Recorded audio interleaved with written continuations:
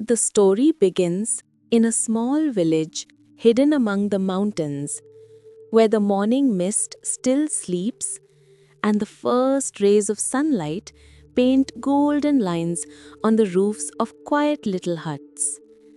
And there lived Kavya, a little girl with dreams taller than the mountains around her. Every morning, she picked up her old books and started walking barefoot along the rough, uneven path where there were more stones than steps. Kavya's crazy. Who walks this far every single day just to go to school?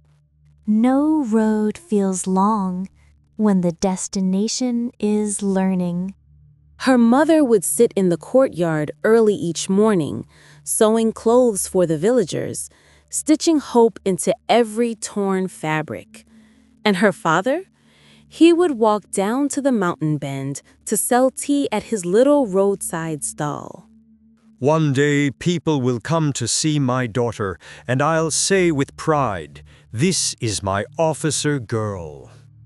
Sometimes life tests the hardest those who are the most honest with their dreams. The sun had already climbed over the mountains, and far away the sound of the school bell floated through the air. Kavya was running late again today, but her steps didn't stop. She knew being late was still better than not reaching at all. Ma'am, I'm here. Kavya, late again? How many times have I told you? This is becoming a habit. Ma'am, the road is long, but I really left early. Enough. No more excuses. You'll stand outside the class for the entire day. Kavya said nothing. She quietly stood by the door. Her eyes stayed fixed on the blackboard, where her teacher had already begun the new lesson. Sometimes, punishment becomes the greatest lesson. Kavya stood outside the class, but her mind was inside, catching every word, writing every sentence deep within her heart. All right, Kavya, come inside. From tomorrow, come on time, or you won't be allowed in. Yes, ma'am. She knew the punishment was over, but her journey wasn't. That evening, she walked home, tired but not defeated. Sometimes, to reach your destination, you must first endure the pain. That day, Kavya learned that lesson, with her silent tears. Evening was settling in. The sun slowly slipped behind the mountains, and Kavya was walking back home, tired from the steep path. Every day, the same road, the same fatigue, the same smile. But today, her heart felt heavier than usual. Mother, I'm home. You're back, my girl? Come, eat something first, then you can study. Her mother spent her mornings in the small courtyard, stitching clothes for the villagers, adding new threads of hope into torn pieces of life. Kavya, how was school today? It was good, Baba. I was just a little late. Being late is all right. Just don't ever fall behind your dreams. There wasn't much in their home. An old wooden table, a small lantern, and her mother's sewing machine, which hummed in rhythm with the sound of Kavya's turning pages. When the whole village slept, Kavya would bend over her books, the lantern's soft glow lighting up her pages. Ma'am taught fractions today, so 2 out of 10, that's 1/5. Her eyes were heavy with sleep, but her heart was bright with light. She didn't know it yet, but the road she walked every day wasn't just to school. It was the road between her and her dreams. And every single day, she made that distance a little smaller. The next day at school, it was lunchtime. The playground was filled with laughter. and the air carried the smell of home-cooked food. Some kids opened boxes of fried rice, others unwrapped buttered parathas stuffed with paneer. Wow, Mom made chili paneer for me today. And look at mine, puri and chol. You can smell the spices already, can't you? Kavya sat quietly in her corner. Her lunchbox was small, so small it could barely hold her hunger. Kavya, what did you bring for lunch? Come on, show us. I just brought roti and a bit of jaggery. Roti and jaggery? That's not lunch. Here, take some of mine. At least eat something tasty today. Thank you, but I like my roti and jaggery just fine.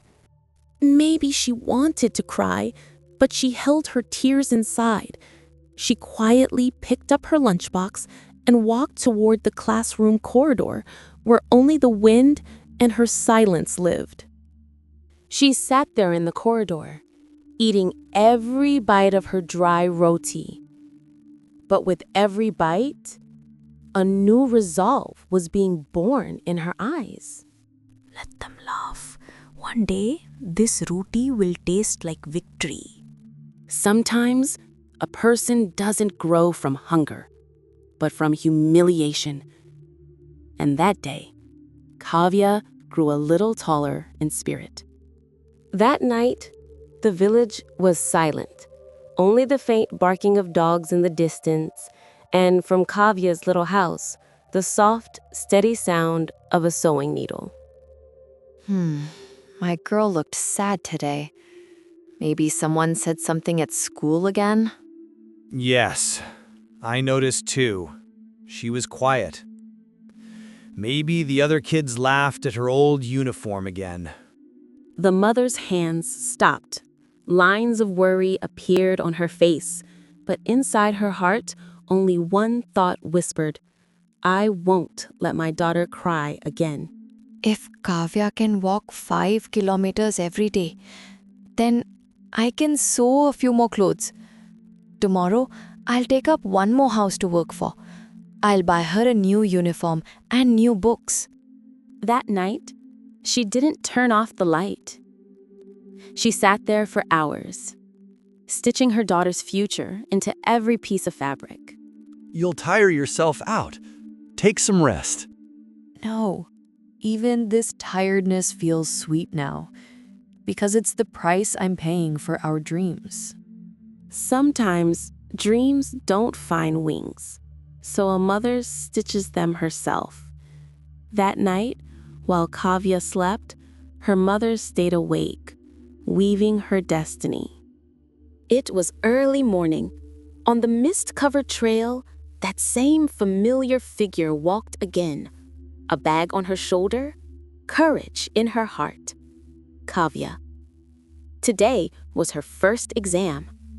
She climbed slowly up the rocky path when suddenly her shoe tore apart. Right in the middle of the road, she stood barefoot, staring up at the sky for a moment. God, why now?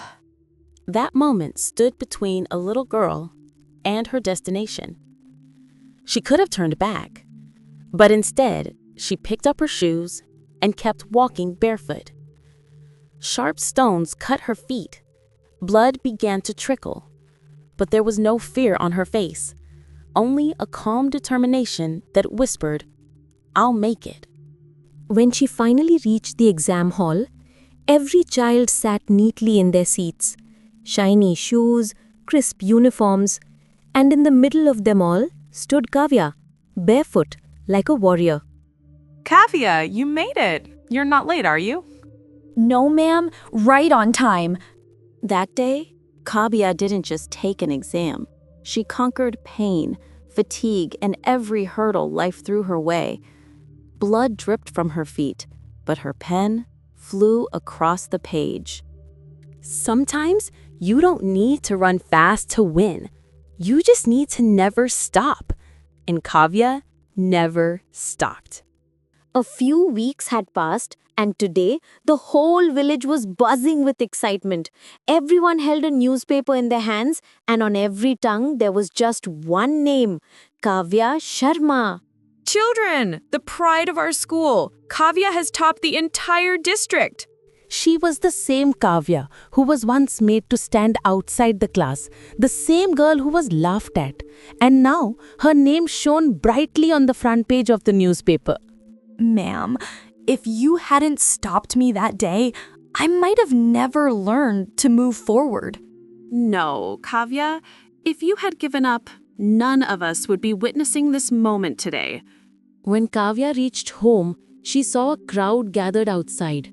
Her father stood there, holding the newspaper in trembling hands. Look, my daughter's name is printed here.